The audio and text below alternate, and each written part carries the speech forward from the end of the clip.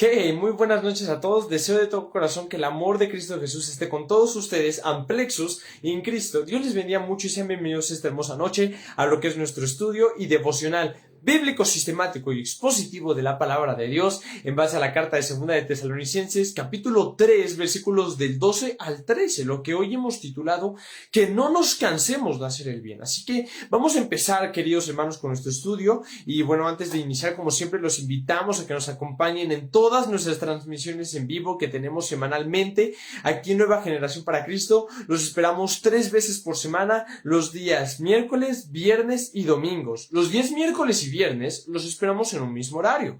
Los miércoles y viernes los esperamos a las 9:30 de la noche, hora en base de la Ciudad de México, mientras que los domingos siempre los esperamos en un horario diferente para nuestra reunión de oración. Todos los miércoles tenemos lo que es un estudio y devocional bíblico, sistemático y expositivo de la palabra de Dios. Y pues te esperamos cada miércoles a las 9:30 de la noche, mientras que los días viernes tocamos temas diversos, especiales, abordados desde la escritura y sugeridos por ustedes. Te esperamos cada viernes igual a las 9:30 de la noche, y los días domingos te esperamos para nuestra reunión de oración. Dicho eso, pues vamos a comenzar, hermanos. Antes que nada, pues sepan que es un gusto enorme para mí poder saludarlos nuevamente por este medio.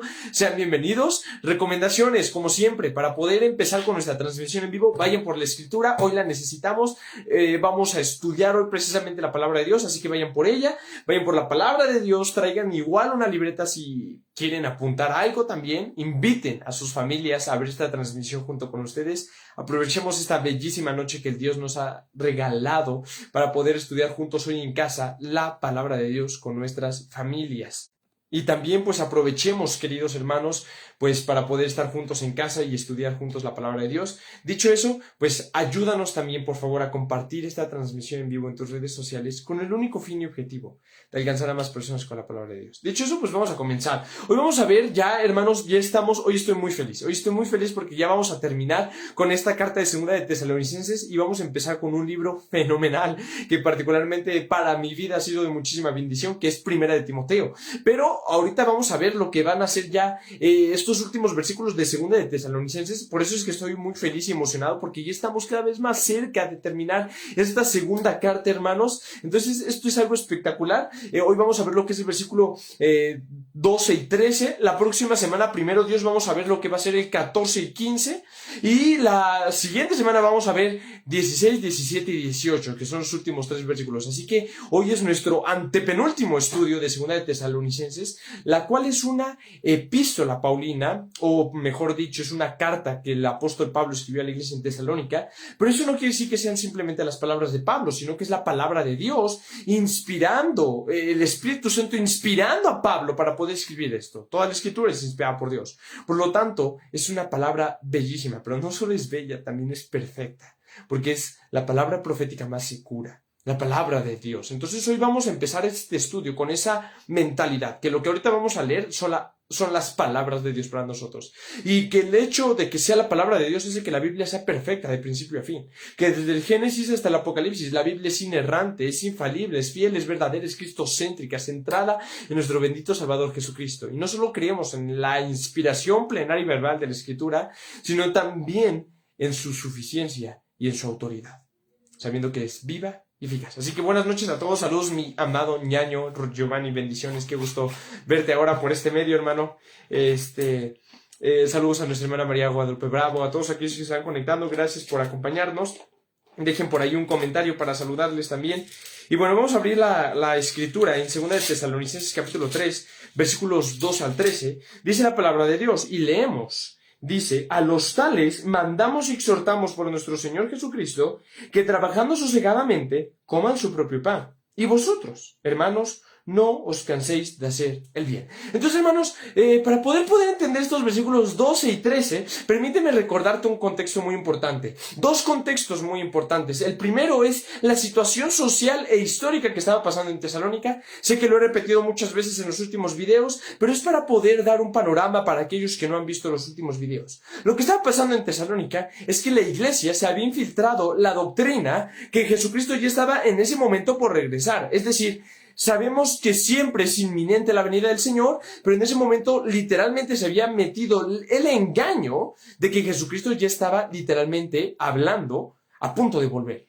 Entonces, ¿qué es lo que pasa? Los tesalonicenses estaban descuidando muchas de sus labores y responsabilidades y estaban abandonando sus trabajos, cosa que Pablo les reprende en la primera carta, cosa que vemos que sigue continuando, porque en esta segunda carta Pablo lo vuelve a repetir en este capítulo 3, pero de una forma más enérgica, más enfática y con un peso todavía mucho mayor que en la primera carta. Entonces, ese es nuestro primer contexto, lo que nos lleva a nuestro segundo contexto, que son los versículos que hemos estado estudiando anteriormente, que es todo el contexto, que es del versículo 6 en adelante, hasta ahorita el versículo 13, que concluye básicamente esta parte. Un poco más nos da el versículo 14 y 15 también, pero lo que tenemos aquí es precisamente esa situación, que había gente en Tesalónica que no era responsable, y entonces Pablo los reprende, les dice: hermanos, no se junten con alguien que lleva una vida desordenada, con alguien que no sigue la doctrina de Jesucristo. Nosotros, ustedes saben que no damos mal ejemplo, que nos hemos presentado a nosotros mismos como ejemplo. Nosotros trabajamos arduamente día y noche para no serles gravosos. Podíamos demandar de ustedes algo, pero no lo hicimos. No comimos el pan de nadie en balde para no serles gravosos.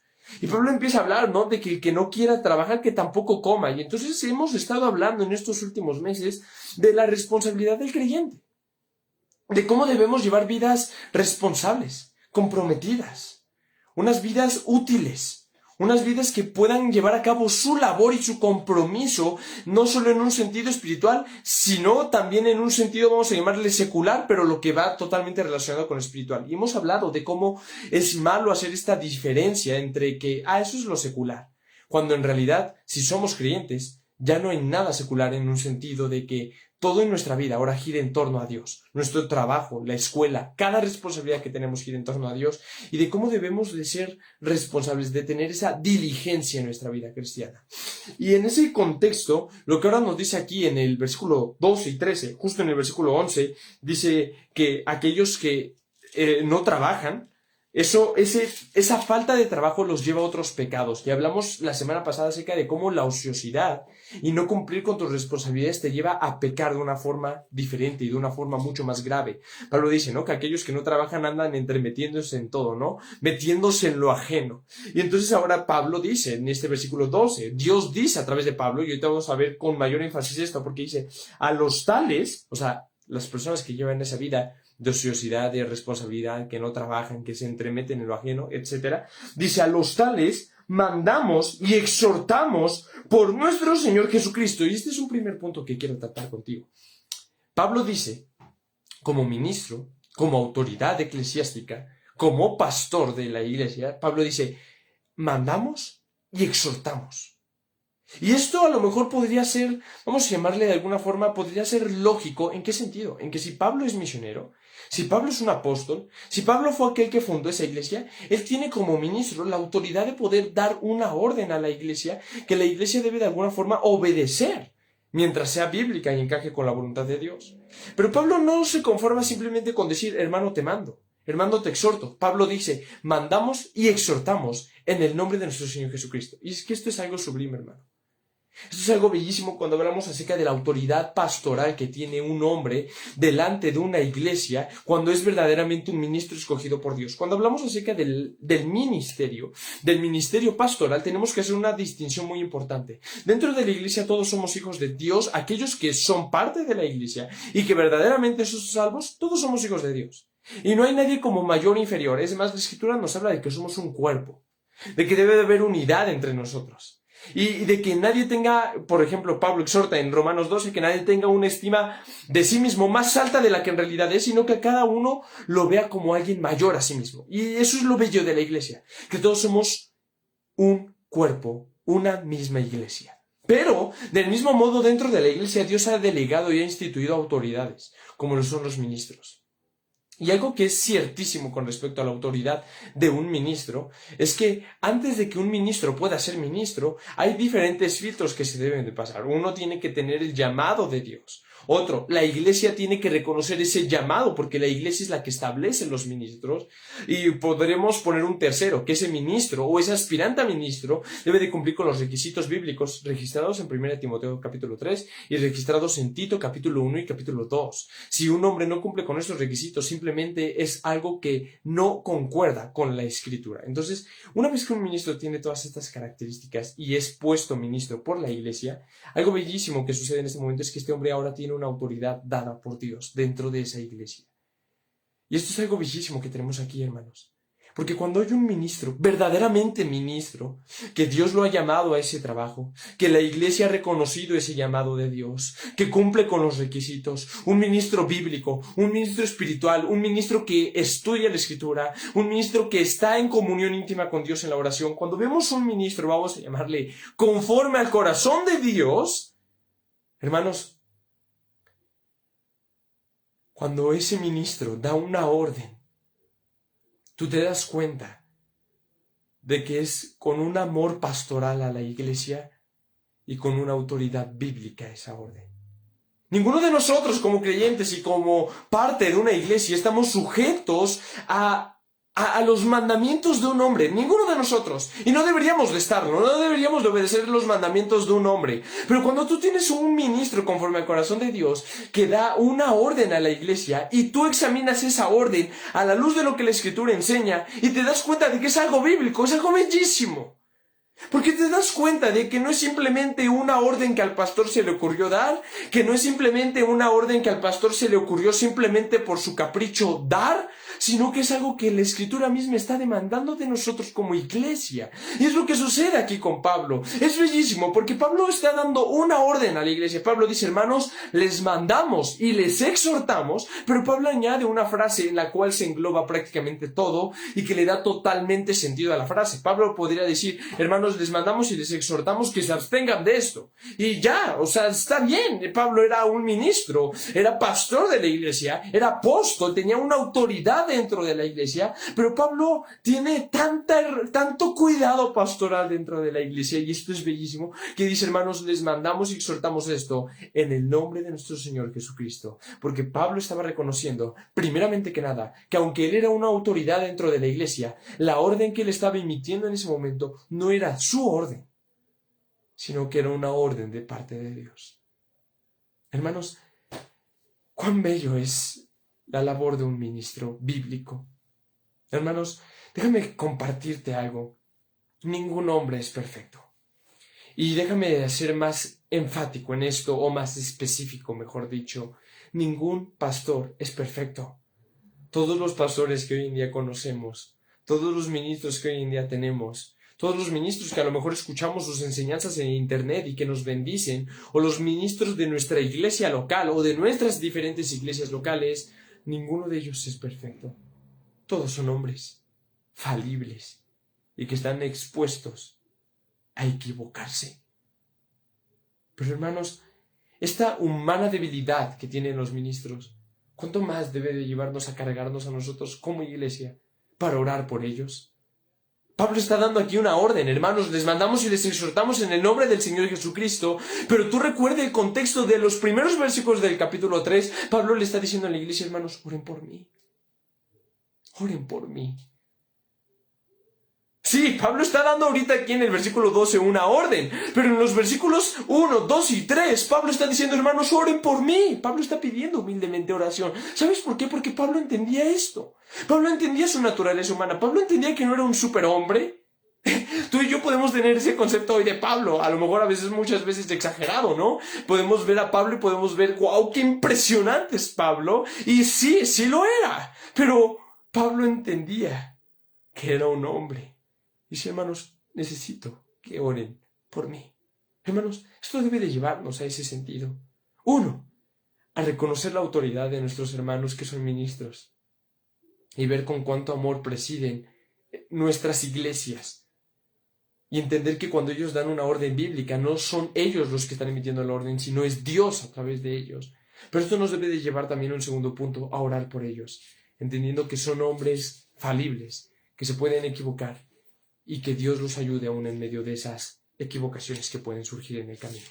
Es un pequeño primer punto que quería resaltar en esta primera parte del versículo 12. Dice, a los tales mandamos y exhortamos por nuestro Señor Jesucristo, y aquí viene la orden, ¿no? Ahora sí ya el tema central, que trabajando sosegadamente coman su propio pan. Pablo exhorta a aquellos que de alguna forma eran holgazanes, eran flojos y ociosos y estaban de alguna forma incumpliendo con sus responsabilidades civiles, domésticas, laborales, etcétera, etcétera, con sus familias. Pablo dice, hermanos, les mandamos y exhortamos en el Señor Jesucristo que trabajando sosegadamente coman su propio pan. Hermanos, básicamente lo que Pablo está diciendo es, hermanos, trabajen, esfuércense para que también disfruten de comer el propio pan que ustedes mismos puedan producir y generar en sus casas. Hermanos, esto es algo que debemos de tener todos siempre bien en claro. Que cada uno de nosotros como creyentes individuales, solteros o casados con familias, tenemos la responsabilidad de proveer para nosotros mismos. Es parte de nuestra vida diaria en este mundo. Es la maldición que Dios mismo le dio a Adán, ¿no? Cuando pecaron, Adán tenía todo en el huerto. Pero dice, ahora con el sudor de tu frente conseguirás el alimento diario para ti y para tu familia. Hermanos, es una responsabilidad que debemos cumplir. Yo no puedo sentarme todo el día, vamos a poner este ejemplo, ¿no? Yo soy soltero, ¿no? Pero imaginemos que en un futuro me caso y quiero tener familia y yo no puedo sentarme todo el día frente a la televisión o frente a un celular o frente a los videojuegos esperando que mágicamente Dios provee el alimento como lo hizo con el profeta Elías y que Dios va a mandar 2 cuervos del aire, del cielo, a que traigan el alimento o el dinero que yo necesito para alimentar a mi familia. No, yo tengo que trabajar, yo tengo que esforzarme. Yo tengo que cumplir con mi responsabilidad. Y es lo que Pablo está exhortando aquí. Dios, por medio de Pablo, hermanos, trabajen para que puedan comer su propio pan. Trabajen, hermanos, para que puedan disfrutar de esa satisfacción de que aquel trabajo que les cuesta, pues, tiempo, esfuerzo, energía, pues tiene un fruto. Hermanos, yo creo que eso es algo muy satisfactorio. Y hace poco hablaba con un amado hermano, precisamente del seminario, un hermano de República Dominicana, y hablábamos de esto, ¿no? Porque es un hermano casado, es un hermano mayor, mayor que yo, que ya tiene una experiencia diferente ahora en un ámbito familiar, y hablábamos un poco con esta cuestión de los roles de la familia y todo eso, porque el hermano ponía unas publicaciones que a mí me parecían excelentes, de cómo es la responsabilidad del hombre proveer para su hogar. No es una opción, simplemente, no es algo como que, bueno, si puedes hazlo, si no puedes no lo hagas. No, es la obligación del hombre dentro de las escrituras proveer para su hogar. Y hablábamos de esto, de qué bendición han sido los roles que Dios ha establecido en las escrituras con respecto a la familia. Y hablábamos de esto y creo que es satisfactorio, hermanos, que al final del día, por ejemplo, un hombre casado, sí, se esforzó en el trabajo, sí, fue cansado, sí, tuvo que despertarse temprano, fue agotador, fue a lo mejor frustrante, no lo sé, pero poder llegar a su casa y ver a su familia cenando o sentarse con su familia a cenar y saber que a lo mejor no están comiendo la comida gourmet o más cara del mundo, pero que hay alimento en esa casa y que Dios bendice ese trabajo y que esa bendición se ve reflejada en que su familia está en un momento disfrutando ese fruto de ese trabajo. Creo que es bellísimo, hermanos. Entonces lo que la Escritura nos enseña aquí, que debe de trabajar sosegadamente para poder comer su propio pan. Pero hay algunas excepciones, hermanos. ¿Y a qué me refiero con excepciones? Que muchas veces, hermanos, aunque este hermano, vamos a ponerlo de esta forma, un hermano trabaje arduamente, se esfuerce, hay veces en que surgen imprevistos. Y a lo mejor ese hermano tiene una necesidad extrema. Y estoy diciendo que estos son excepciones porque son cosas que a veces llegan a pasar, hermanos. Son cosas que a veces llegan a suceder. Son cosas que a veces pasan, hermanos.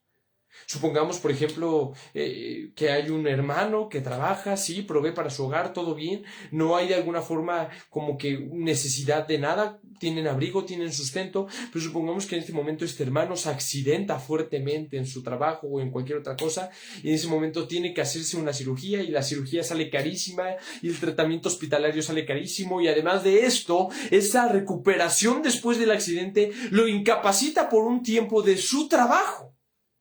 Es una necesidad que este hermano ahora tiene. Porque tuvo un gasto inesperado, pero no solo un gasto inesperado fuerte, sino que además en ese momento está imposibilitado de su trabajo. Pues son cosas que pueden llegar a pasar. Entonces, eso lo conectamos con la ordenanza que ahora se nos da en el versículo 13, que nos dice, y vosotros, hermanos, no os canséis de hacer el bien. Hermanos, porque como una familia que somos en la iglesia, siempre sabemos que hay hermanos que atraviesan momentos de necesidad. Es algo que Pablo habla, por ejemplo, con el pastor de Éfeso, Timoteo, en el capítulo 5 de la primera carta, y habla acerca de las necesidades de las viudas, de las necesidades de los huérfanos. Y le explica a Timoteo cómo la iglesia debe de prestar atención cuando una hermana viuda sufra de necesidad, que tenga alguna necesidad económica, alimentaria, y empieza a hablar Pablo acerca de esto a Timoteo, de cómo debe de la iglesia de alguna forma tener cuidado de esas viudas pobres. Hermanos, es algo que la Escritura nos enseña aquí igual, que como creyentes debemos hacer misericordia con aquellos que vemos que lo necesitan. Dice, hermanos, no se cansen de hacer el bien. No se cansen de hacer el bien, hermanos. No se cansen de poder estirar y estrechar una mano a aquel hermano que lo necesita. Hermanos, con cuestiones de dinero siempre es muy complejo muchas cosas. Porque a veces pasa de todo, hermanos. Gente que abusa, gente que a lo mejor pide prestado y no devuelve, gente que a lo mejor no tiene necesidad pero se hace víctima y pide dinero. Cosas que pasan, hermanos, en nuestro mundo caído tristemente. Pero Dios nos ha dado aún también en medio de toda esa corrupción que hay dentro de nuestra sociedad. Dios nos ha mandado dentro de la iglesia, hermanos, no se cansen de hacer bien. Gálatas capítulo 6, que de hecho Gálatas es la primera carta que Pablo escribe. Pablo ya había mencionado este principio. Dice, hermanos, no se cansen de hacer el bien, pues en su tiempo segaremos si no desmayamos. Por lo tanto, procurad hacer el bien a todos los hombres, pero Pablo da una cláusula muy importante, primeramente a los de la familia de la fe. Entonces, hermanos, esto es bellísimo, esto es hermoso, que hagamos el bien para con todos los hombres, primeramente para con los de la familia de la fe. Y esto es bellísimo, hermanos, porque aquí es lo que nos dice ahora en Tesalonicenses también.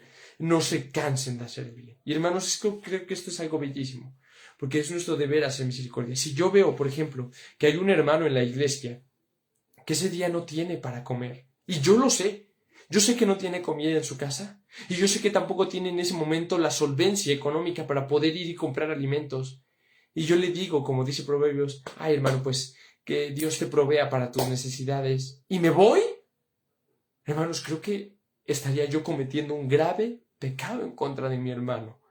Si yo tengo en ese momento que darle, a lo mejor no es mucho, a lo mejor lo puedo invitar a mi casa a comer, a lo mejor le puedo dar un pequeño cantidad de dinero para que él pueda comer junto con su familia, y tengo que darle, y no lo hago, estaré cometiendo un error contra mi hermano. Dice, ¿cómo le dices a tu hermano, Dios te provea, cuando tienes que darle y no le das? Ese es el punto que nos está enseñando aquí, hermano. No te canses de hacer el bien. Y creo, hermano, y no lo digo de verdad, porque la Escritura nos enseña y nos dice siempre en la palabra de Dios, en los evangelios, que lo que hizo nuestra derecha no lo sepa nuestra izquierda. Es decir, que lo que hacemos en nuestra vida diaria no es algo que debamos divulgar. Pero han habido momentos en mi vida en que yo me percato que hay ciertas personas que ese día literalmente no tienen nada para comer. Y yo no soy rico, hermanos, de verdad. Gracias a Dios, Él nunca nos deja. Así comamos a lo mejor la cosa más sencilla en casa, pero Dios siempre alimenta a nuestra familia, ¿no? Pero he visto en algún momento esto y Dios me ha permitido compartir muchas veces de ese alimento con la persona que yo veo que tiene necesidad. Y es una dicha, hermanos, y es una bendición. Porque Dios nos permite el poder hacer bien a aquellos que lo necesitan. No nos cansemos de hacer el bien, hermanos. Primeramente a los de la familia de la fe. No nos cansemos de hacer el bien a todos los hombres. Primeramente a los de la familia de la fe, hermanos. Porque es una bendición poder servirnos mutuamente, hermanos. Bendecirnos mutuamente. Pues creo que eso sería prácticamente todo, queridos hermanos. Espero que les haya sido de bendición nuestro estudio bíblico. Pablo cada vez es un poco más concluyente con respecto a todos estos puntos, porque ya estamos prácticamente a punto de terminar nuestra carta, hermanos, de 2 de Tesalonicenses. Los esperamos la próxima semana. Vamos a ver lo que van a ser los versículos 14 y 15, y la próxima semana vamos a ver los 16, 17 y 18. Así que prácticamente hoy fue nuestro antepenúltimo estudio. La próxima semana será el penúltimo, y la que le sigue, primero Dios, será nuestro último estudio de 2 de Tesalonicenses. Así que los invitamos a que no se los pierdan. Ayúdenos a seguirlos compartiendo, hermanos, para alcanzar a más personas con la palabra de Dios. Gracias Gracias a todos los que nos acompañaron esta noche. Déjenos un comentario mandando saludos, hermanos, y los esperamos siempre en nuestras transmisiones en vivo aquí en Nueva Generación para Cristo, todos los miércoles a las 9:30 de la noche. Ya lo saben, estudio bíblico. Los viernes tocamos temas diversos, especiales, igual a las 9:30 de la noche, hermanos. De hecho, el tema de este viernes va a estar interesante. Voy a poder compartirles un poco acerca de mi experiencia en la universidad. Es un tema que una persona joven, más joven que yo, me solicitó, entonces creo que le puede ser de mucha bendición a los jóvenes, así que vayan compartiéndolo con jóvenes que ustedes conozcan en edad de universidad, preparatoria, aún niños. Y bueno, los esperamos el viernes a las 9:30 de la noche cada viernes, y los domingos los esperamos para nuestra reunión de oración también, queridos hermanos. Dicho eso, pues creo que eso es todo. Igual en YouTube, hermanos, suscríbanse a nuestro canal de YouTube. En YouTube estamos como Nueva Generación. Ahí subimos estrenos en vivo los días lunes y jueves a las 8:30 de la noche, hermanos. Y también tenemos grupo de WhatsApp. Si te interesa unirte, avísame y con gusto te agrego, hermano. Dicho eso, pues creo que eso es todo por esta noche, hermanos. Vamos a mandar algunos saludos por ahí en los comentarios y poder despedirnos ahora sí en esta maravillosa noche. Saludamos a nuestra hermana María Guadalupe Bravo, que el Señor te bendiga, hermana. Saludos a Esaú, bendiciones, hermano, fuerte abrazo. Nuestra hermana Tere, que el Señor te bendiga mucho, hermana Tere, que el Señor sea contigo siempre. Nuestra hermana Leonor, qué gusto, hermana, verla por ahí, que el Señor la bendiga mucho, me alegra poder verla, que el Señor la bendiga. Genaro, bendiciones, buenas noches, Genarito. Nena Martínez, que el Señor te bendiga mucho, hermana, fuerte abrazo. Nos dice nuestro hermano Giovanni: toda nuestra vida se debe vivir en santidad para darle la gloria y honra a Dios, al único que es digno de toda alabanza y por todos los siglos. Amén. Aleluya. Así es, toda nuestra vida debe reflejar a Dios y debe darle la gloria a Dios en todo lo que vivamos diariamente. Gloria a Dios, mi hermano, que así sea. Bendito Dios. Gracias por ese bello comentario. Nuestra hermana igual ahí, Marilyn, saludos, hermana, a Honduras, que el Señor te bendiga muchísimo. Sara nos dice: bendiciones desde Argentina, gloria a Dios, gracias por acompañarnos, Sara. Sé que es bastante tarde por allá, son pasadas las 9 de la noche. De hecho, bueno, aprovecho y le mando saludos a mi ñaño, Giovanni, bendiciones, hermano, que descanses, qué gusto estar aquí contigo una vez más. Hace unos momentos yo estaba con Giovanni, hermanos, estábamos por videollamada, conversando unos temas bastante interesantes y complejos también. Estábamos en clase de seminario de teología, y precisamente ahorita nuestro amado pastor Jorge se encuentra en Argentina, ¿no? Entonces ahorita me acordé por el comentario de Sara. Entonces el pastor ahorita que se estaba despidiendo, que nos estaba ya despidiendo la clase, pues nos dijo: hermanos, que ya era bastante tarde, ya era pasada la medianoche. Entonces lo entendemos, Sara, bendiciones, gracias por acompañarnos aunque sea demasiado tarde. Descanse, que el Señor te bendiga. Mi hermano Giovanni, qué gusto verte hace unos momentos por videollamada. Ahorita nos estamos viendo de una forma un poco menos personal, pero qué gusto verte por aquí también. Genaro, bendiciones. Marisol, Dios te bendiga mucho, hermana. Buenas noches. Bonita noche igual, amada hermana Nena. También es bastante tarde allá en Estados Unidos, pero bueno, gloria a Dios porque nos están acompañando, hermanas. Que el Señor las bendiga mucho a todos. Y pues como siempre, hermanos, siempre estoy para servirles en lo que necesiten. Cualquier cosa, mándenme mensajito. Toda esta semana estoy de vacaciones, hermanos, así que lo que pueda ayudarles, con gusto contáctenme. WhatsApp, Messenger, correo electrónico, como ustedes gusten, hermanos. Será un placer poder charlar con ustedes. Y como siempre terminamos: al único y sabio Dios, sea gloria mediante Jesucristo para siempre. Amén.